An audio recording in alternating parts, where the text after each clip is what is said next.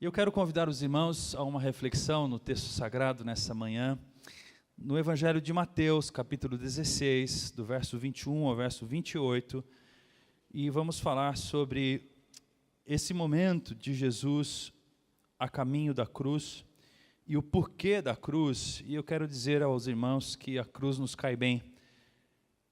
A cruz nos cai bem, meus irmãos. É isso que nós vamos conversar nesta manhã. Muito bem, Mateus capítulo 16, do verso 21 ao verso 28, é o texto que vamos partilhar nesse instante. Mateus 16, de 21 a 28. Diz assim o texto sagrado: Desde aquele momento, Jesus começou a explicar aos seus discípulos que era necessário que ele fosse para Jerusalém e sofresse muitas coisas nas mãos dos líderes religiosos, dos chefes dos sacerdotes e dos mestres da lei, e fosse morto e ressuscitasse no terceiro dia. Então Pedro, chamando à parte, começou a repreendê-lo, dizendo: Nunca, Senhor, isso nunca te acontecerá. Jesus virou-se e disse a Pedro: Para trás de mim, Satanás. Você é uma pedra de tropeço para mim e não pensa nas coisas de Deus, mas nas dos homens. Então Jesus disse a seus discípulos: Se alguém quiser acompanhar-me, negue-se a si mesmo, tome a sua cruz e siga-me. Pois quem quiser salvar a sua vida, a perderá. Mas quem perder a sua vida, por minha causa, a encontrará. Pois que adianta o homem ganhar o mundo inteiro e perder a sua alma? Ou o que o homem poderá dar em troca de sua alma? Pois o Filho do Homem virá na sua glória, na glória de seu Pai, como com os seus anjos, e então recompensará a cada um de acordo com o que tenha feito.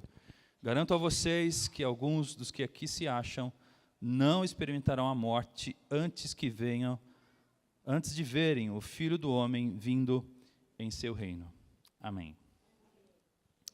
Vamos orar, meus irmãos. Oremos. Deus nosso Pai, toma-nos em Tuas mãos agora, fala ao nosso coração, e apesar das minhas limitações, Senhor, eu te peço que use minha vida para a Tua glória. Ajuda-nos a entender Tua palavra, e depois de entendê-la, vivê-la, Senhor, e ao vivê-la, Deus, temos prazer na Sua lei, na Sua vontade. É o que nós desejamos, Pai. Para a glória do Teu nome é que oramos e em nome de Teu Filho Jesus. Amém. Amém. A cruz nos cai bem. Tem duas formas de eu dizer isso. A cruz nos cai bem. E a outra forma é: a cruz nos cai bem. Porque cruz, e hoje vamos celebrar a morte de Jesus, é sinônimo de morte. E morte imposta a alguém. Cruz é sinônimo de um ser humano impor a outro o fim da sua vida. Cruz é sinônimo de execução. A cruz foi a execução de Jesus.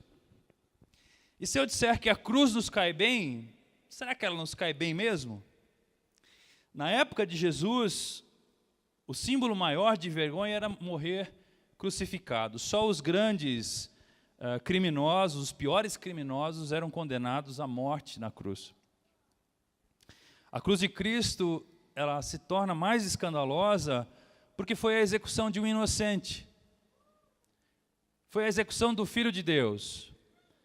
A cruz foi a execução da salvação de Deus, foi a negação da mão de Deus, do amor de Deus estendido a nós.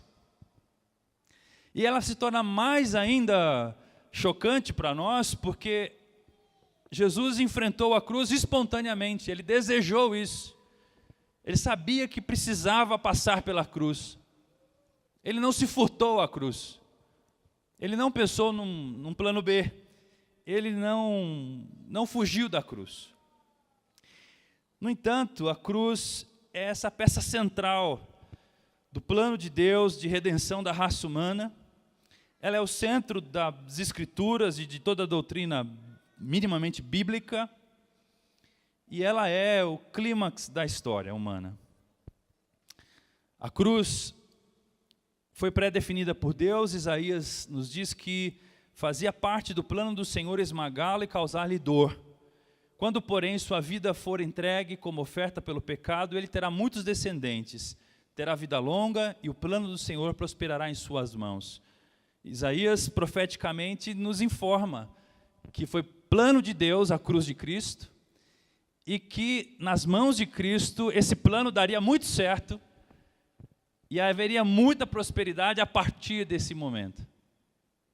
E nós somos os frutos dessa prosperidade, somos ou não somos? Ixi, está fraco.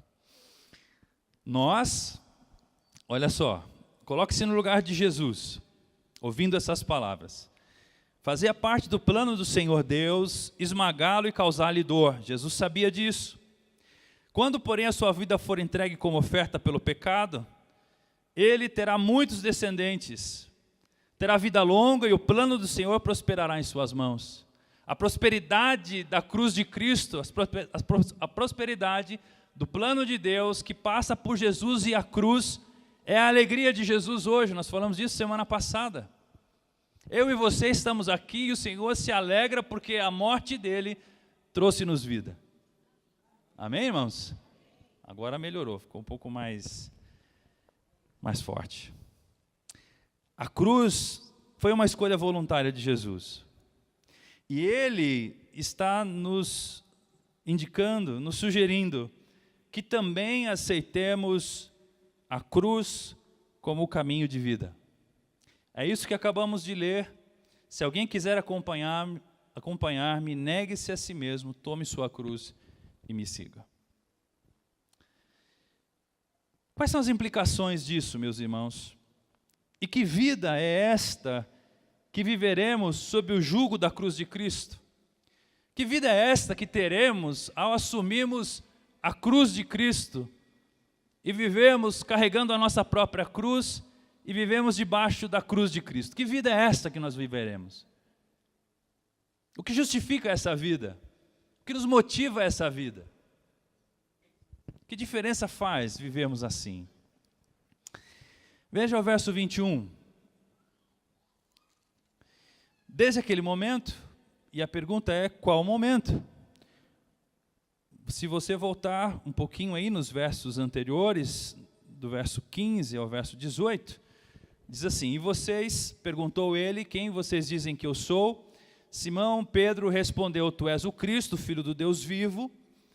Respondeu Jesus, feliz é você, Simão, filho de Jonas, porque isso não foi revelado a você por carne ou sangue, mas por meu Pai que está nos céus. E eu digo que você é Pedro, e sob esta pedra, essa declaração de que eu sou o Filho do Deus vivo, eu vou edificar a minha igreja, e as portas do inferno, as portas do Hades, ou as portas da morte, não poderão prevalecer sobre ela. Não poderão vencê-la. A partir desse momento, então, dessa revelação de Pedro, Jesus se vira para os seus discípulos, e o texto diz que ele começa a explicar aos discípulos que era necessário que ele fosse para Jerusalém e sofresse muitas coisas nas mãos dos líderes religiosos, dos chefes, dos sacerdotes, dos mestres da lei, fosse morto e ressuscitasse no terceiro dia. Jesus então começa a explicar, e eu me fiz a seguinte pergunta: qual seria a explicação, ou qual seria a justificativa de Cristo para a sua morte?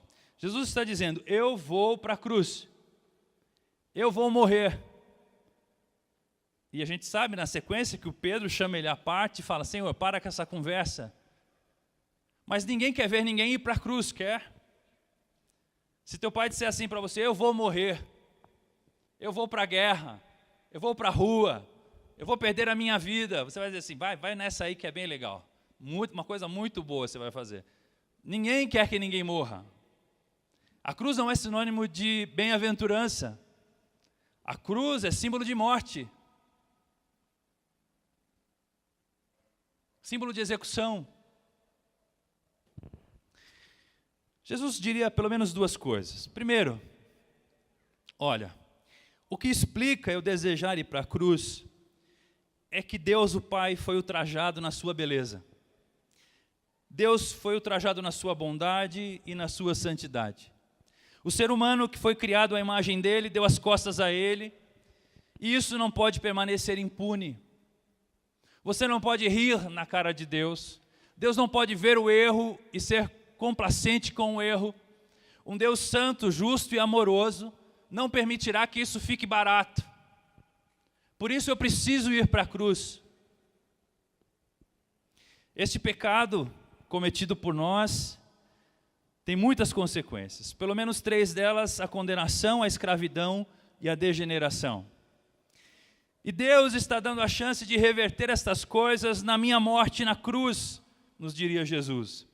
É isto que justifica eu ir para Jerusalém para ser morto. É isso que justifica a cruz.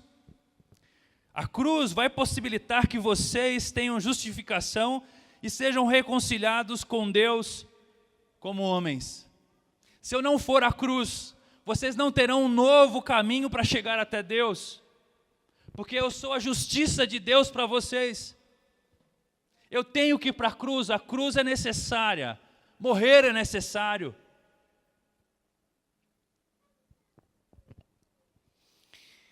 O apóstolo Paulo diz assim: Deus em Cristo, Deus em mim, em Cristo, estava reconciliando consigo o mundo, não levando em conta os pecados dos homens, e nos confiou a mensagem da reconciliação.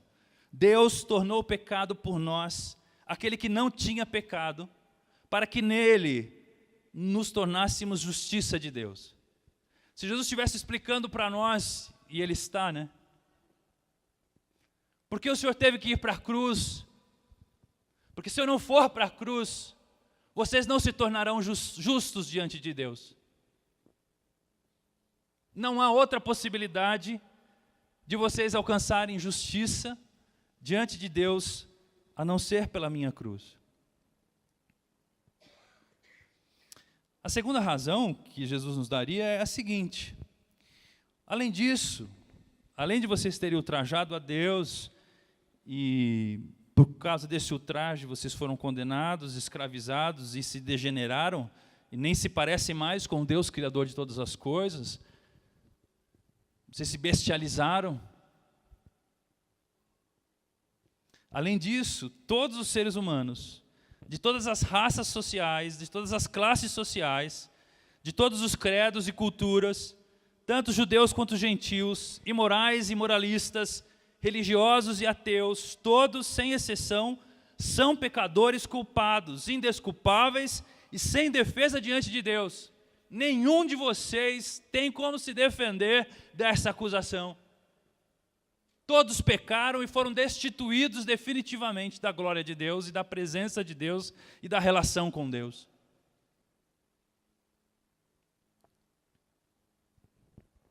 E eis esse quadro terrível, desolador. O Paulo vai descrever isso da seguinte forma: mas agora se manifestou uma justiça que provém de Deus, independente da lei, da qual testemunham a lei e os profetas, justiça de Deus mediante a fé em Jesus Cristo para todos os que creem. Deus preparou uma justiça para você que crê em Jesus, não há distinção, pois que todos pecaram e estão destituídos da glória de Deus, sendo agora, pois, justificados gratuitamente por sua graça, por meio da redenção que há em Cristo Jesus.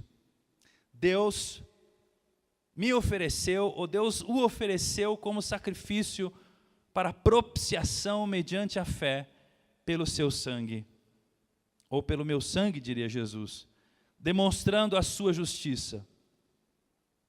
Em sua tolerância, Deus havia deixado impunes os pecados anteriormente cometidos, mas no presente demonstrou a sua justiça, a fim de ser justo e justificador daqueles que têm fé em Jesus.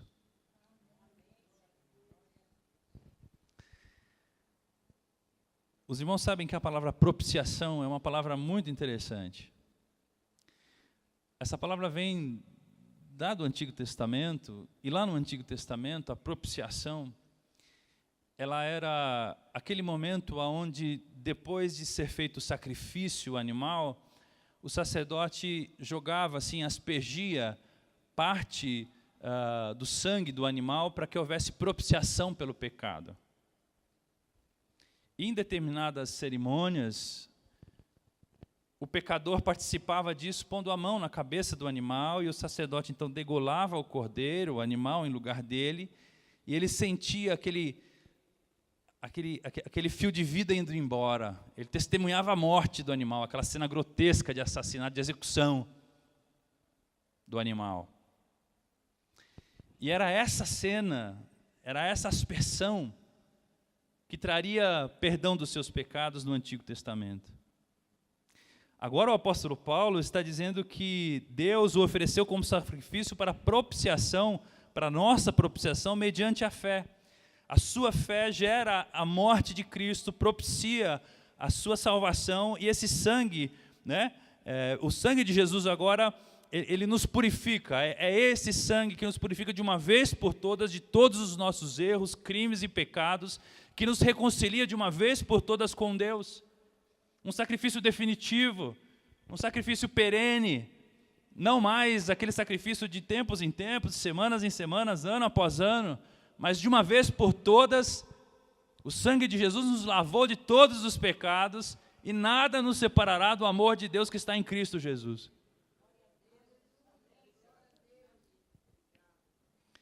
Porque Ele é o Cordeiro de Deus que tira o pecado do mundo. Foi assim que João olhou para Ele.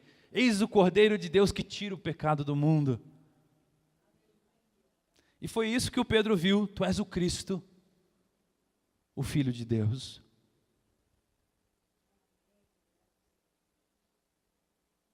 Tu és o Cristo,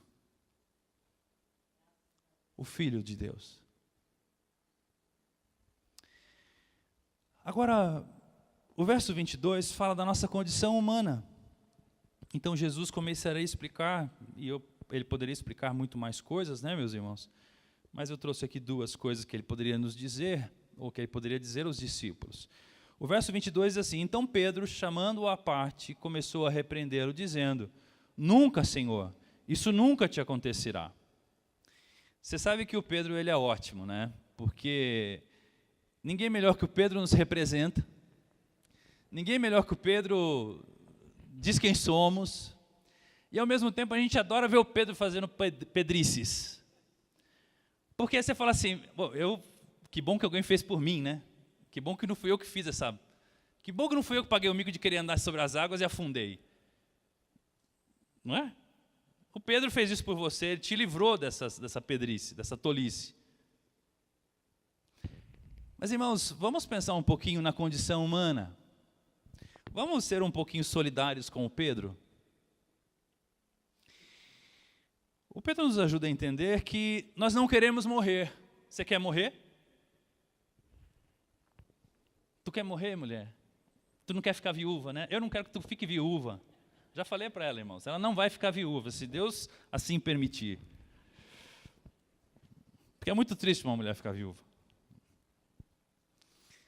Quem quer morrer aqui? Se você quiser morrer, eu vou ter que te dar um remedinho que eu tenho aí, ó. Você não deve estar bem se você falar que você quer morrer. Então o mestre fala assim, eu vou morrer. Aí você fala assim, yes, Jesus vai morrer. Valeu, mano, morre aí. Faz sentido isso? Então o Pedro está assim, não, Senhor, espera aí, chega aí, vamos trocar uma ideia aqui no miudinho. Não estou entendendo, que papo é esse aí que você vai morrer? Você não tem dó de você? Assim, como assim você vai morrer? Acabei de falar que tu é o Cristo, Filho do Deus vivo, nós temos planos, o Senhor vai ser o Messias, o Senhor faz milagres. Inclusive o Senhor já falou que nós vamos aí, nessa vida aqui, ter uma opção de benefícios, porque o Senhor é o rei prometido de Israel. Vai morrer, se o Senhor morrer, acabou o nosso plano. Acabou o nosso projeto de governo. Sabe, sei lá o que estava na cabeça do Pedro, né? Agora eu pergunto para você, você quer depender de alguém para viver? Também não quer, né? Ah, eu adoro pedir dinheiro para o meu pai. Nossa, é tão bom. E pedir dinheiro para o pai ainda é fácil. O duro é pedir dinheiro para a sogra. É mais difícil. Você quer que alguém mande na sua vida? Porque isso é morte para nós. Perda de liberdade. Você quer que alguém defina as suas prioridades? O que você deve e o que você não deve fazer? Você quer que alguém diga para você o que você tem e o que você não tem que fazer? Você quer isso? Nós não queremos depender de ninguém, não queremos obedecer à vontade de outra pessoa, nós queremos construir e preservar a nossa vida, afinal a vida é nossa. Nós queremos a vida para nós. Deus deu a vida para cada um cuidar da sua. Diz o meu vizinho no carro dele. Mas em certo sentido é isso mesmo, não é, pessoal?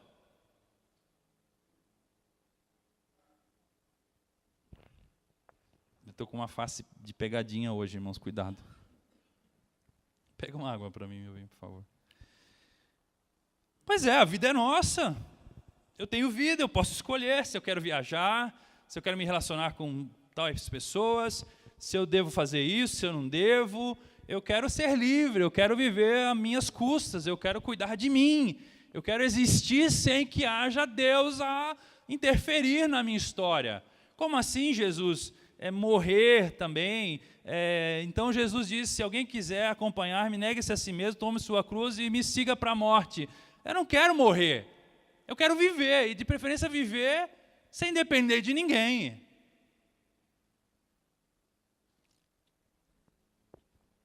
Viu como Pedro nos ajuda a perceber quem somos nós? Nós queremos experimentar a vida que temos, meus irmãos. Queremos criar coisas, desfrutar os prazeres da vida. Queremos viver tudo de sublime que a vida possa nos oferecer. E não há nada errado nisso. Então, quando Pedro fala para Jesus, Jesus, Senhor, isso nunca te acontecerá. Parece um absurdo. Assim, espiritualmente, nós, os espirituais, falamos, isso é um absurdo. Mas não é absurdo nenhum. Seu melhor amigo fala que vai morrer. O que você diz para ele?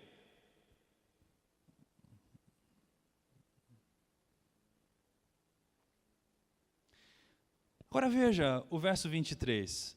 Jesus virou-se e disse a Pedro, para trás de mim, Satanás. Você é uma pedra de tropeço para mim?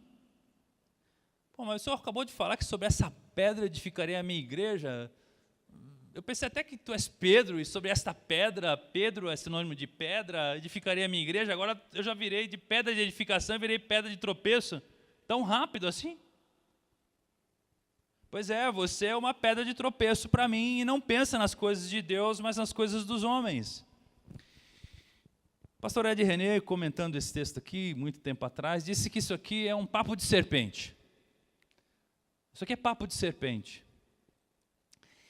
Viver a vida por si mesmo é papo de serpente. A Bíblia, a mensagem diz assim, você não tem ideia de como Deus trabalha, Pedro. Você não tem ideia, Pedro, do que você está falando. E aí, meus irmãos, eu cito para você o Gênesis 3. Ora, a serpente era o mais astuto de todos os animais selvagens que o Senhor Deus tinha feito. E ela perguntou à mulher, foi isto que Deus disse? Não comam de nenhum fruto das árvores do jardim? Respondeu a mulher à serpente, podemos comer do fruto das árvores do jardim, mas Deus disse, não comam do fruto da árvore que está no meio do jardim, nem toquem nele, caso contrário morrerão. Disse a serpente à mulher, certamente você não vai morrer, certamente não morrerão. Deus sabe que no dia em que dele você comer, ou no dia em que dele comerem, seus olhos se abrirão, e vocês serão como Deus, conhecedores do bem e do mal. Sabe o que o Pedro está dizendo? Assuma a sua vida. Viva a sua vida não na dependência de Deus. Você não precisa da árvore da vida. Você precisa sim de comer da árvore do conhecimento do bem e do mal, porque aí você vai ser como Deus. Ninguém vai pegar no seu pé mais. Vocês não vão morrer. Deixar Deus de lado da sua vida não faz você morrer. Deixar Deus para lá não é sinônimo de não ter vida. Se você deixar Deus para lá, você vai ser como Deus. Se você desobedecer a Deus, você assume o controle da sua vida. E agora você faz o que você quiser dela. Porque você é que nem Ele. Entende o papo de serpente? Ficou claro, irmãos? Ainda não? Sim ou não? Sim? Não? Está confuso? Não, né? Esse é o papo de serpente. Jesus disse a Pedro, você só poderá viver novamente se pensar nas coisas de Deus e não nas dos homens. Jesus está dizendo, Pedro, a morte te cai bem, Pedro. São João da Cruz disse o seguinte, quem não busca a cruz de Cristo não busca a glória de Cristo. O que Jesus estava dizendo para o Pedro é, Pedro, você não pode viver a partir das prioridades humanas, você não tem como viver a partir dos recursos humanos, você não tem como viver a partir das potencialidades humanas, dos recursos humanos, da força humana. E o que você está pedindo para mim é viver longe da vontade de Deus. Você quer que eu assuma a minha vida e dê as costas a Deus. Isso é papo de serpente, Pedro.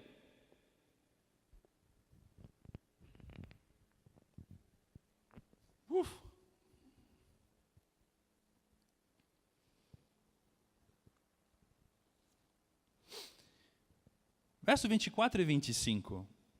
Então Jesus disse aos seus discípulos, teve a conversa com o Pedro e agora a conversa com todos eles.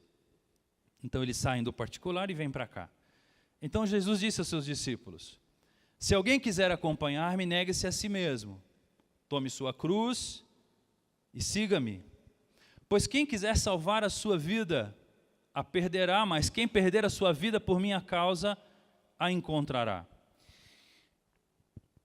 Jesus está falando da importância da morte. Nós não gostamos da morte, amém, irmãos? Irmãos, vocês estão aí ainda? Já deu meio-dia, não estou sabendo? Nós não gostamos da morte, amém? Eu não gosto da morte. A situação mais ruim do ministério pastoral é fazer velório, culto fúnebre. E fica pior ainda quando a pessoa não é conhecida ou não é crente. E você tem que ir lá dizer coisas, falar coisas de esperança, de ressurreição, de vida após morte, sendo que o defunto que está ali, você não sabe que tipo de vida. A pior situação foi que um traficante do bairro morreu, era filho de uma irmã. E eu fui para o cemitério, lembra disso, meu bem? E o que eu digo lá no cemitério? Os malandros tudo lá armado e tal, e eu vou falar mal do rapaz que acabou de morrer?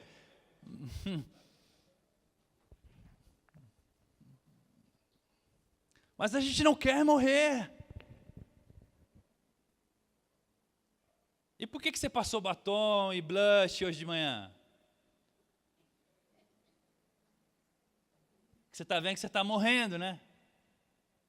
Aí pode dar uma disfarçadinha, você estica aqui, ninguém vai ver, e aperta o cinto, ninguém vai ver.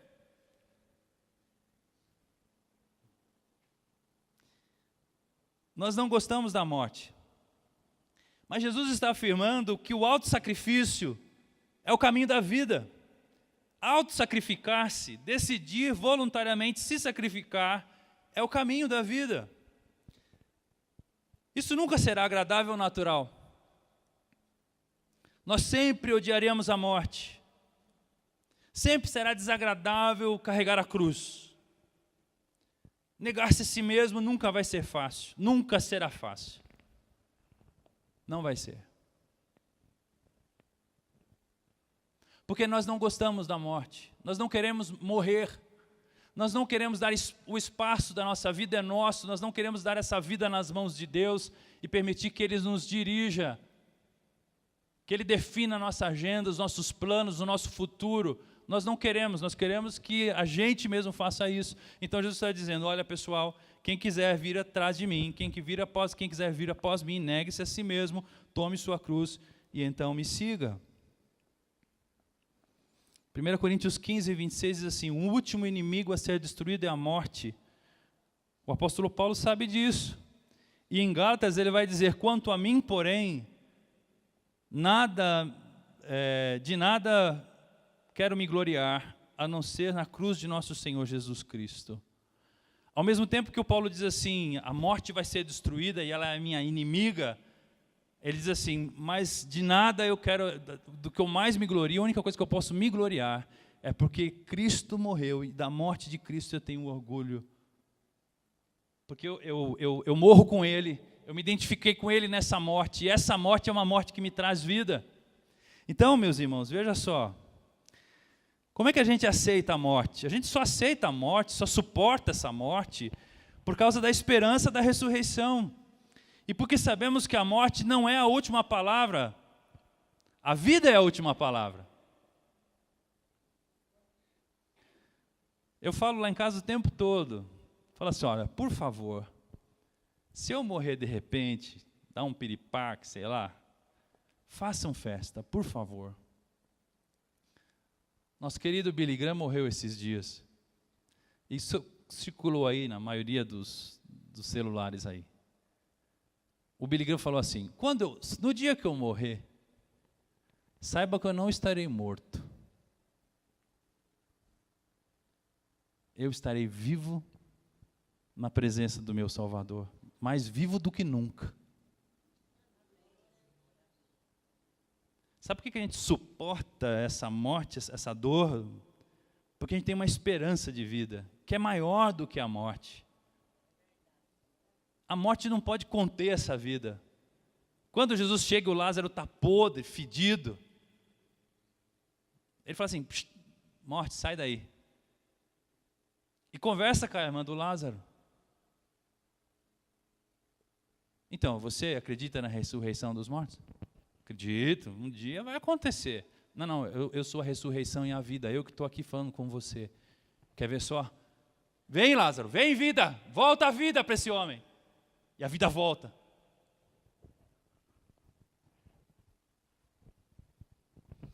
Onde está a morte, a sua vitória? Onde está a morte, o seu aguilhão, a sua força, a sua ferramenta de ferir os outros? O aguilhão da morte é o pecado, você usou o pecado para ferir as pessoas. A força do pecado, a lei diz que o pecado de fato foi um grande crime. Mas graças a Deus, que nos dá a vitória por meio de nosso Senhor Jesus Cristo. Portanto, meus amados irmãos, mantenham-se firmes e que nada os abale, sejam sempre dedicados à obra do Senhor, pois vocês sabem que no Senhor o trabalho de vocês não é inútil. Vocês sabem que servindo a Deus, buscando a Deus, nada do que vocês façam pode ser considerado inútil, porque essas coisas todas têm peso de eternidade. Onde está a morte, a sua força? Não acreditamos que Deus tem prazer no sacrifício e na dor, meus irmãos. Nós acreditamos que Ele é capaz de conviver com o sacrifício e a dor, quando inevitáveis. É isso que justifica o convite de Jesus à cruz. É isso que justifica o convite de Jesus à cruz. O verso 26 diz assim: pois que adiantará o homem ganhar o mundo inteiro e perder a sua alma? Ou o que o homem poderá dar em troca de sua alma? Quando eu ouvi isso, meus irmãos, eu pensei assim, como se Jesus estivesse presente nos nossos dias e dissesse assim, então pessoal, vocês conseguem perceber como que o ser humano acha que vai viver para sempre? Como o ser humano acha que pode não morrer? Vocês já perceberam como as pessoas ignoram a realidade da alma e se apegam à realidade do corpo? Vocês já perceberam isso?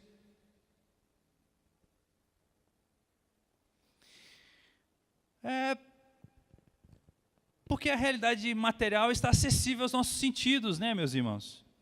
A gente pode conseguir uma realidade material melhor, mais viva, e a gente pode se sentir mais seguro, a sensação de segurança, de preservação da nossa vida.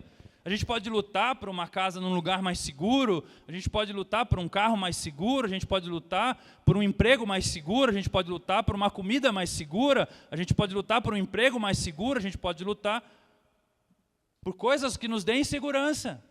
Jesus está dizendo assim, então, pessoal, vocês acham mesmo que se você ganhar o mundo inteiro, se você se cercar de todos os recursos materiais, você vai ter segurança?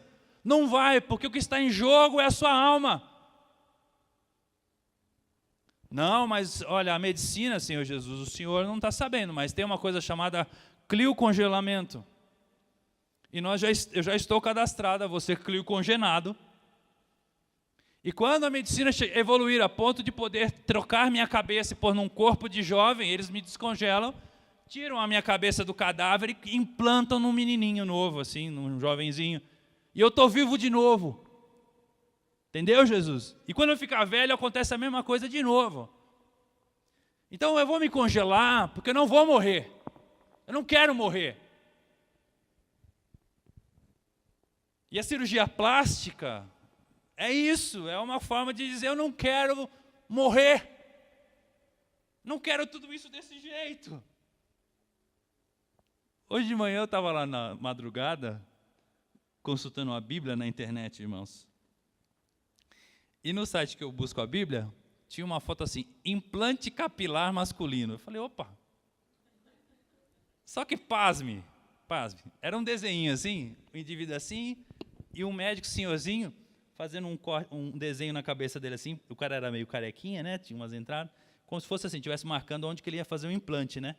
Eu olhei e falei assim, mas o médico é careca? O velhinho do desenho. Vocês caras não se ligaram nisso? Como é que um médico careca vai fazer cirurgia num careca, Richard?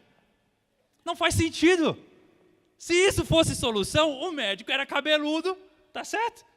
É o remédio que ele mesmo está vendendo, ele tá... Não tem jeito, mano. É nós aqui mesmo e nós vamos chegar lá e acabou. Mulherada, não tem jeito. Os jovens acham que vão ser eternos, né? Serei eternamente forte. Não vai ser, mano. Não vai ser. Não sei se isso me consola, se isso... Tentamos superar a morte, especialmente através do dinheiro. Jesus nos alerta que vida não se resume ao corpo e à matéria, ainda que também façam parte disso. A nossa vida é composta de alma, e nada que possamos adquirir poderá sustentar a nossa alma diante da realidade final, diante de Deus. Essa é a questão. O que o mundo esquece é que a vida não acaba aqui. E que a realidade final é a alma, não é o corpo. Bom, vamos seguir verso 27. Os irmãos já entenderam. Pois o Filho do Homem virá na glória de seu Pai. Pois o Filho do Homem virá na glória de seu Pai com os seus anjos e então recompensará cada um de acordo com o que tenha feito. Eu gostaria de dizer quando isso tudo vai acabar, quando esse dilema da morte vai acabar. Ele vai acabar em dois momentos. Ou acaba quando você morre, ou acaba quando Jesus volta. Tudo bem? Essa história acaba num desses dois momentos. Tu morreu, acabou a história. Jesus voltou, acabou a história. Quando tu morre, acaba a tua história. Quando Jesus voltar, acaba a história de todo mundo, da humanidade, acaba a história. Porque nós temos novos céus e novas terras. Mas eu não gosto de olhar para esse texto aqui, e não é nenhuma questão de olhar para o texto, nem nenhuma questão de preferência. Me ensinaram o seguinte, quando Jesus disse isso, me ensinaram o seguinte, o Filho do Homem virá na sua glória com os seres, seus anjos e tal, e então recompensará cada um de acordo com o que tenha feito. O que me ensinaram desse verso é que era uma coisa do tipo assim, seja um bom menino, Deus gosta de você. Se você for um mau menino, Deus não gosta de você e você vai pagar um preço danado. Dá a impressão que Jesus está dizendo assim, quando eu voltar, me espera que nós vamos acertar as contas quando eu voltar. E eu vou anotar tudo que você está fazendo aí de bom e tudo que você fez de ruim. E vou fazer uma média entre de bom e de ruim, e se você fez mais coisa de bom do que de ruim, tu vai morar no céu, tu merece. Mas se for o contrário, tu vai para o inferno. Me ensinaram mais ou menos assim esse dia de acerto de contas. Mas eu depois descobri que não era nada disso, porque se fosse depender de eu fazer coisas de bom, para mim ir para o céu, eu estava frito. Ninguém ia. Nem o Billy entrava. O Billy Graham. Porque todos pecaram. E se tivesse um jeito de se salvar, a gente dava um jeito de se salvar, não precisava de Cristo. Não precisava da cruz. Uma espécie de autossalvação. Jesus nos chama a autocrucificação, ao autossacrifício, mas nós queremos a autojustificação. Então, para mim, meus irmãos, eu gosto de pensar assim, ó. O que fizemos ao lado de Deus e o que fizemos sozinhos?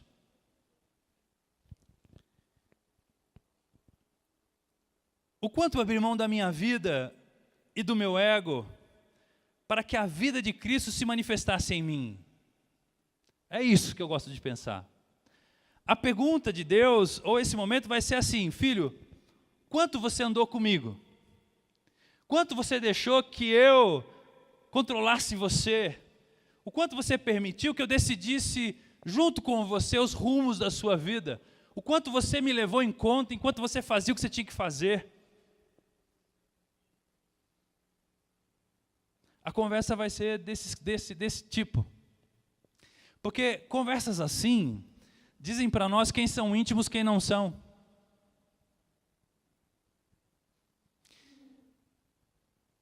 Tem um autor chamado Gregório de Marathon, eu acho que é assim que eu soube o nome dele.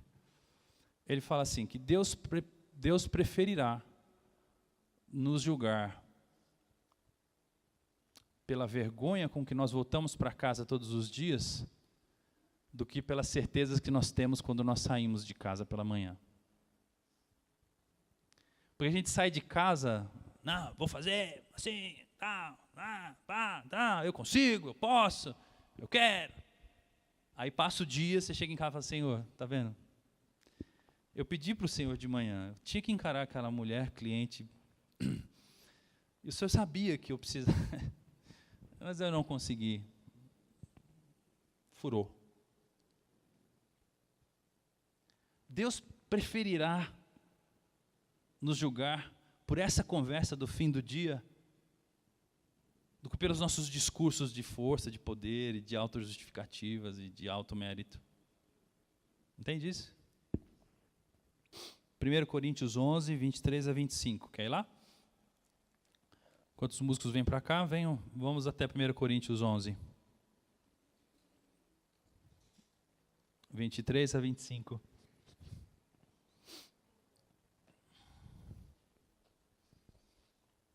Todos acharam?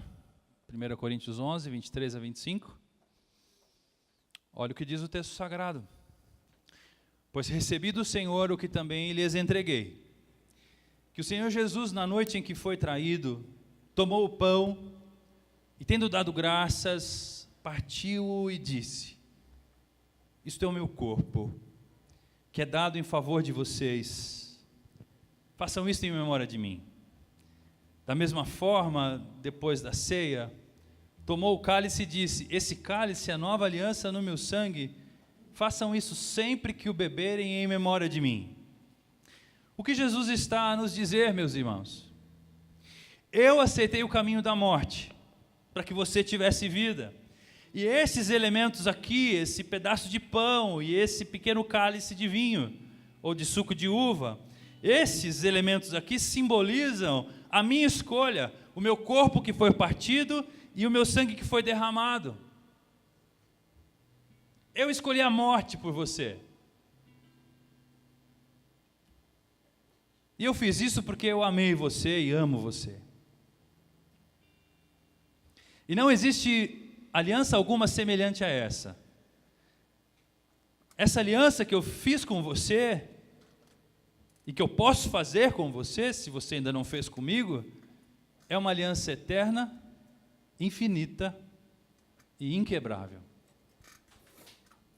Nada poderá nos separar de Deus agora. Porque a minha morte selou definitivamente a sua vida com Deus. Como podemos, citação de João Paulo II, o que foi Papa, como podemos não ser gratos a Deus que nos redimiu, deixando-se ir até a loucura da cruz, a este Deus que se colocou em nosso lugar e que aqui ficou até o fim? Como podemos não ser gratos a Deus? Como não agradecer, Senhor, por ter ido até o fim e se colocado em nosso lugar? É isso que Jesus está a nos dizer, meus irmãos. E o que podemos responder a Jesus?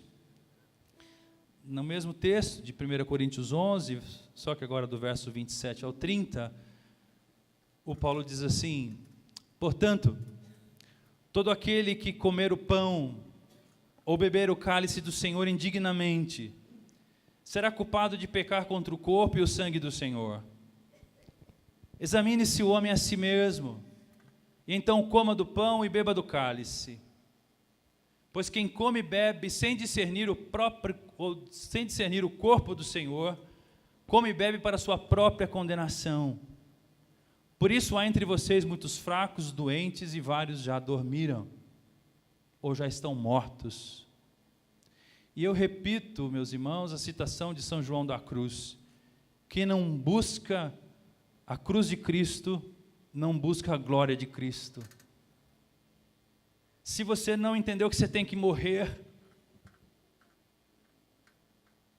você não entende o que é a vida que Cristo pode te dar. Se você não faz força para comer o pão e beber o cálice e se alimentar de Jesus, se ao fazer isso, você não discerne as suas atitudes, você está comendo e bebendo para a sua própria condenação. Você está perdendo o seu tempo e jogando sua vida fora. Antes fosse frio do que morno. Mas o convite do Paulo não é assim, a você ter uma crise de consciência no momento mais feliz do culto ou do sermão. Não é, por favor. O convite do Paulo é: quem está no comando da sua vida? Então, se examine você mesmo. Você se examinou? Se Jesus está no comando da sua vida, então coma e beba do cálice. Não é isso que ele está dizendo. Ele está dizendo: basta você se examinar. Basta você perguntar para você quem está no comando da minha vida. Basta você reconhecer: Senhor, tem misericórdia de mim, porque o Senhor, pelo tudo que o pastor falou aí hoje, pelo visto, o Senhor não está muito no comando da minha vida, não. Basta você reconhecer isso, então coma e beba, porque se você deixar de comer e beber, é pior para você. Você dá um passo para trás, para longe de Deus, mais ainda, não é isso que Deus quer. Deus só quer que você não se prejudique, ainda mais quando você faz pouco caso da cruz de Cristo e dessa aliança. Talvez a maioria de nós diga assim: pastor, eu tenho vivido tudo isso, pastor. Pastor, eu estou envolvido, eu estou empenhado nisso. E eu sei do que o senhor falou. Sofrer por causa de Jesus, eu sei. A gente não vive num país perseguido, mas todos nós sofremos. Porque Jesus falou assim: bem-aventurados sereis vós, quando por minha causa vos perseguirem, vos torturarem, vos discriminarem. E é óbvio que todas as vezes que nós vivemos o Evangelho, vem oposição em cima de nós. Ai, está vendo o crente aí? Está vendo aí? Diz que é crente aí. Como se crente fosse alguém perfeito, né? E todas as nossas atitudes e ações e pensamentos, meus irmãos, elas ou refletem a glória de Deus, ou elas envergonham o nome de Deus. Porque não dá para viver num mundo paralelo onde Deus não esteja. O convite de Jesus está vendo esse pão? Está vendo esse cálice? Pensa agora na escolha que eu fiz por você. Tome esse pão, pegue esse cálice e celebre, porque não foi pouca coisa o que Deus fez por você na cruz do Calvário. Celebre a sua salvação, celebre a companhia do Espírito, o selo da promessa no seu coração. Celebre a vida que vem de Deus todo dia, constantemente sobre você. Celebre a alegria de pertencer a Deus.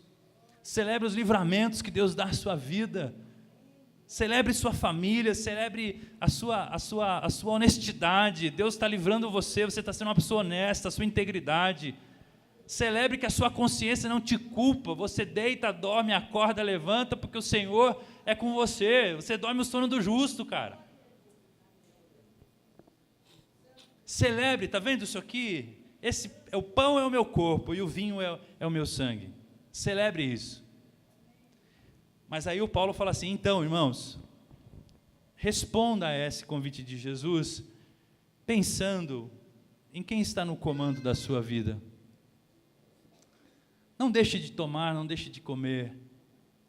Apenas se autoexamine. Porque quando a gente ignora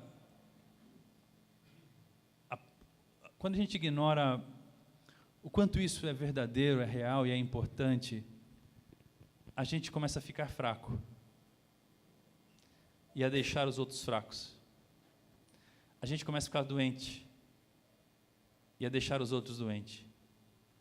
E a gente começa a morrer e outros começam a morrer também. A morte aqui é nesse sentido que a gente falou desde o começo, no sentido de separação de Deus. Quando nós comemos e bebemos sem dar o devido valor ao corpo e ao sangue de Cristo, as nossas atitudes adoecem as outras pessoas. Nós somos agentes da morte, não agentes da vida. Porque João disse assim, irmãos, sabemos que saímos da morte e estamos na vida, por que razão? Porque nós amamos os nossos irmãos. E quem ama, cuida, né? Já diria a velha canção.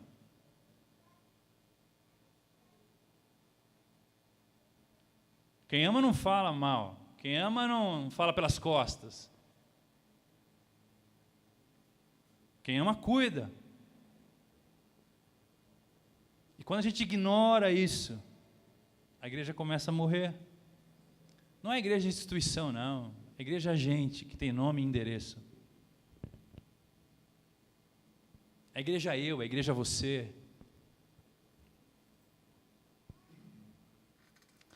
É isso só. É só isso. Então, recebi do Senhor o que também lhes entreguei. O Senhor Jesus, na noite que foi traído, tomou o pão e, tendo dado graças, o partiu e disse, esse é o meu corpo que é dado em favor de vocês, façam isso em memória de mim. Em memória de Cristo, comamos o pão partido por nós. Da mesma forma, depois de comer o pão, de ceiar, tomou o cálice e disse, esse cálice é a nova aliança no meu sangue. Façam isso sempre que beberem em memória de mim. Em memória de Cristo, bebamos esse cálice, lembrando a aliança no sangue de Jesus, vertido para nos salvar, para nos lavar de todos os nossos pecados. Vamos participar desse cálice. Que Deus abençoe os irmãos e irmãs.